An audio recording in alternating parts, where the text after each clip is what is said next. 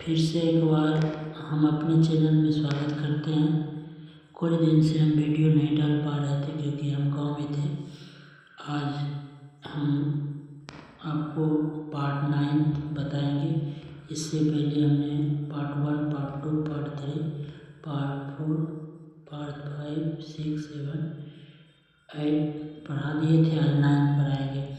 आज हम लोग का जो पार्ट होने वाला है, आज हम आप लोगों को पढ़ाएंगे वर्णों का अभ्यांतर पर्यत एवं बाह्य पर्यत। यहाँ पे थोड़ा सा लिखने में मिस्टेक हुआ है।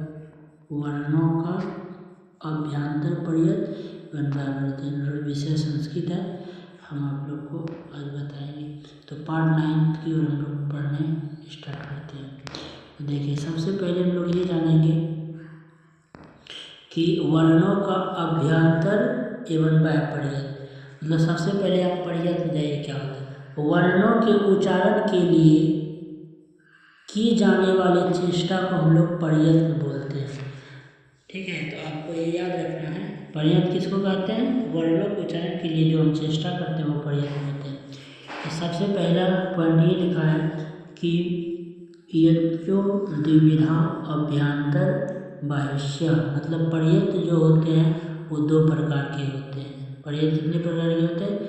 एक होते अभ्यांतर पर्यत और एक होते बाह्य पर्यत। पर्यत कितने प्रकार के होते हैं, दो प्रकार के होते हैं। तो सबसे पहले हम लोग जानेंगे आज अभ्यांतर पर्यत। अभ्यांतर पर्यत जानने का प्रयास करेंगे। अभ्यांतर का अर्थ होता है भीतर। वर्णों के उच्चारण से पूर्व मुख के अंदर होने वाली चेष्टा को हम लोग अभ्यांतर पर्यत कहते हैं। और अभ्यांतर पर्यत 5 प्रकार के होते हैं। आपको एग्जाम में पूछा जाए पर्यत कितने प्रकार के होते हैं। पर्यत 2 प्रकार के होते हैं। और पर्यत में अभ्यांतर पर्यत कितने प्रकार के होते हैं, तो 5 प्रकार के होते हैं। तो सबसे पहले हम लोग पढ़ेंगे स्पृष्ट। जिस पर्यत में जिह्वा, कंठ, तालु, मूर्धा, दंत आदि के उच्चारण स्थानों पूर्णतः स्पर्श करती है उसे हम लोग स्पृष्ट बोलते हैं। इसमें क से लेकर म तक 25 वर्गीय वर्ण आते हैं। इन्हें स्पर्श वर्ण भी कहते हैं। इनके लिए सूत्र याद रखना है, अस्पृष्टम पर्यतनम स्पर्शानाम। अस्पृष्टम पर्यतनम स्पर्शानाम। ठीक है, ये आपको याद रखना है। चलिए इससे आगे हम लोग देखते हैं। अब दूसरा आपका है ईषद स्पृष्ट। ईषद का मतलब तो थोड़ा, स्पृष्ट मतलब छुआ, थोड़ा। जिस पर्यत में जिह्वा उच्चारण स्थान को थोड़ा सा स्पर्श करती है वही वह। इसमें अंतस्थ वर्ण आते हैं, जैसे य, र, ल, व। ये यन प्रत्याहार है। आपको यन प्रत्याहार इससे पहले पढ़ाए थे। तो इनके लिए सूत्र आएगा ईषद स्पृष्टम अंतस् स्थानाम। ठीक है, ये आपको ध्यान में रखना। अब इससे आगे हम लोग पढ़ने का प्रयास करेंगे विपरीत। विपरीत का अर्थ होता है खुला हुआ, अर्थात जिसमें उच्चारण के समय मुख खुला रहता है। यह पर्यत सभी स्वरों का, जैसे बोले अ, ई, इसमें आपका मुख खुला हुआ रहेगा। तो इसके लिए याद रखिएगा विपरीतम स्वराणाम। जितने भी स्वर है उनको विपरीत बोला गया। फिर एक होता है ईषद विपरीत। ईषद मतलब थोड़ा, विपरीत मतलब खुला। जो थोड़ा खुला हुआ उनको हम लोग ईषद विपरीत बोलते हैं। जिसमें मुख थोड़ा खुला रहता है तथा जिह्वा अधिक नहीं उठती है। यह पर्यत स्पर्श वर्ण की होती है, जैसे श, तीनों श, तीनों श और ह का हो जाएगा। अब आगे देखते हैं। आगे आप लोग के सामने आ गया संवृत। संवृत का अर्थ होता है बंद या ढका हुआ, जिससे वायु का मार्ग बंद रहता है। प्रयोगावस्था उच्चारण के समय में हर्ष का पर्यत संवृत होता है। इसके लिए सूत्र है ह्रस्वस्य अवर्णस्य प्रयोगे संवृतम। किंतु शास्त्रीय परिक्रिया दशा में अ का पर्यत भी अन्य स्वरों की तरह विवृत माना जाता है।